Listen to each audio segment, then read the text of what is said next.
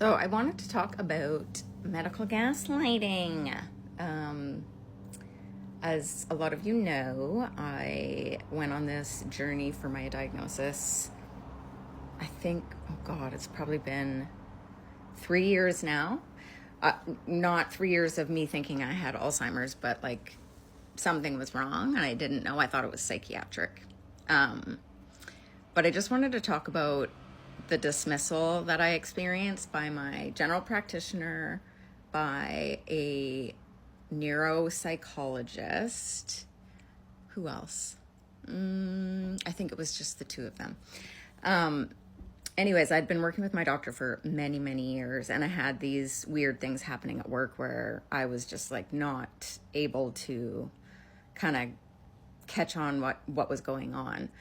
And she kept kind of bypassing it as stress and blah, blah, blah, ADHD, all the things, which I totally get and understand that would be, first line of defense. That's probably what's going on. Fair. Anyways, the day that I open up my laptop, and that's essentially when the diagnostic journey started, I guess. I opened up my laptop at work and I didn't know how to do my job, even though I'd been there for 5 years. And then went to my training notes and still couldn't do my job. There was just like, it was like a complete blank. Anyways, I got sent to a psychiatrist because when you can't remember things, it's because you're psychiatrically unwell.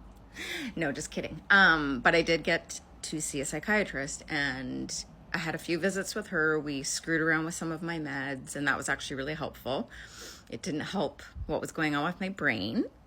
But she did a few cognitive assessments on me, and I did not do well. I was doing the MOCA test, Montreal Cognitive Assessment, and I was not doing well. I was also experiencing some really weird symptoms while driving, and I had to give up my license. I had to take a driver's test for senior citizens. That's correct. I passed it then, but I wouldn't pass it now. But so all these things are happening and nobody's saying something's wrong with my brain. We're just kind of going with it, right? So I'm off work at this point. I've been off work for a year, or I took a year, but at the beginning I applied through my work for long-term disability, and I kept getting denied because at that point I was being diagnosed with MCI, which is a mild cognitive impairment, which is basically they're like, your brain is shrinking and it's abnormal for your age, but that's about it. So I got denied 2 times by my insurance for coverage for work. And so the first time I got denied, I fought that, obviously. Funny, because I have it now. Anyways, I fought it, and so I paid out of pocket for it was like 2-day neuro psych evaluation. Like they evaluate for people with Alzheimer's and dementia and stuff like that. And so I went in there, had to bring a family friend who like witnessed all the things that were happening, and I was like struggling with word finding, struggling with like I was stuttering at the time. I couldn't get words out without which was new for me. I was getting lost. Weird things were happening.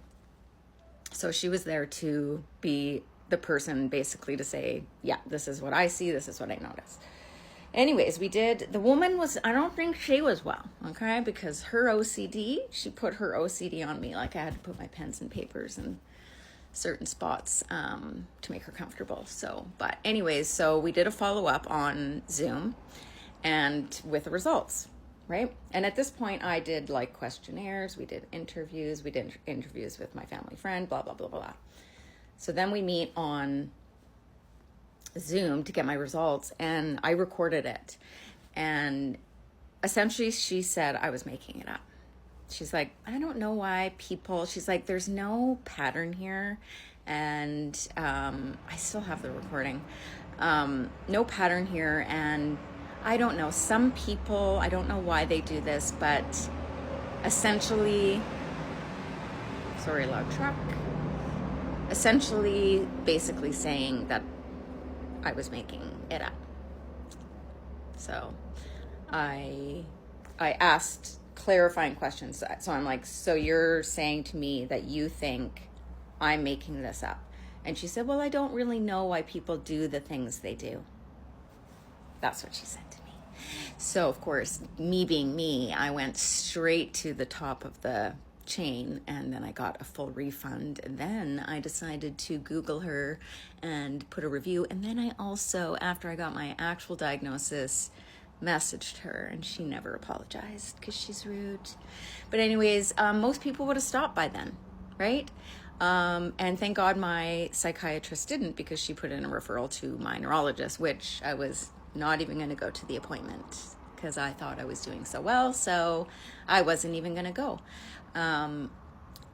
But when in the time where I was like, I need to pay somebody so that I can bring this result to my LTD so that I can get paid to stay at home, because clearly I have something is going on. I didn't know what it was. So that screwed me. I got obviously denied again. But in that time frame, I had done MRI of my head, and it came back with frontal lobe atrophy that is out of line for the amount of shrinkage, basically, for my age.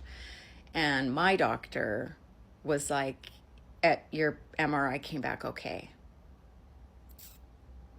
I love that, because that's not actually true.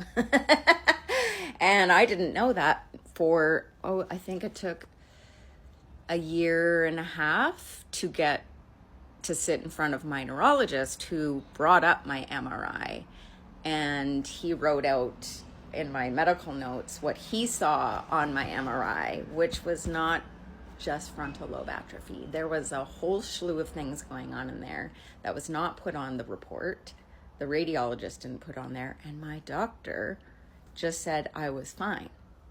So those two times, and I mean, those are just two very specific times, but I will let you know that each time I was going to the doctor saying something was wrong, I was being completely bypassed as having mental health issues. And hey, I do have mental health issues, and I make mental health look really good, okay? I do, but I don't think I can make up Alzheimer's. So, you guys are giving me too much credit. The people that have said that I don't have it, giving me too much credit. That means I would be really smart, right? I would have to be so smart to convince a MAID doctor to say, sure, the government will come in and they will suicide you, okay? Just because I'm making it up. I would have to be, I would have gone to Harvard, okay? But I guess the point of my video here is that don't stop. If you know something is wrong, I didn't know. Literally, I walked into the neurologist appointment. We had a conversation. I was with my partner. He came back out with pamphlets of Alzheimer's. Nobody had once mentioned Alzheimer's to me. And that's when I was like, oh shit, this is getting real. And it got real. real fast.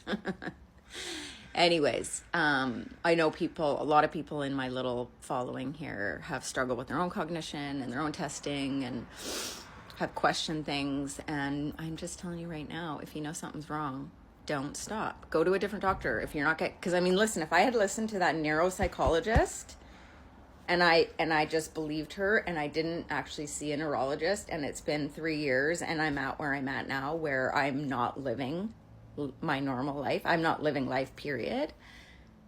How terrible would that be? That would be terrible.